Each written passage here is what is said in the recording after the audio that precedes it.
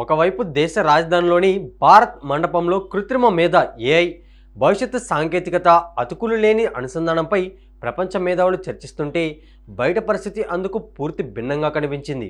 India AI impact summit 2026కు హాజరైన దేశ విదేశీ ప్రతినిధులు రవాణా సౌకర్యాలు లేక ఢిల్లీ వీధిలో కిలోమీటర్ల కొద్దీ కాలినడకన ప్రయాణించాల్సిన దుస్థితి ఏర్పడింది.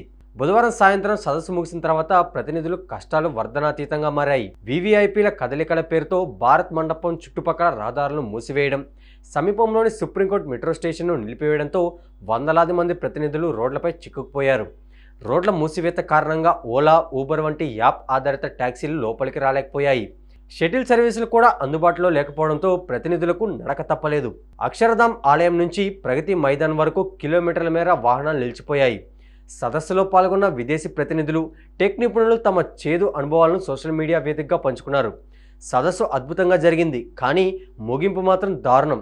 రాత్రి 7 గంటల 40 నిమిషాలకు బయటకు వస్తే ఒక్క వాహనం లేదు. నడుచుకుంటూ వెళ్ళామని చెప్పారు.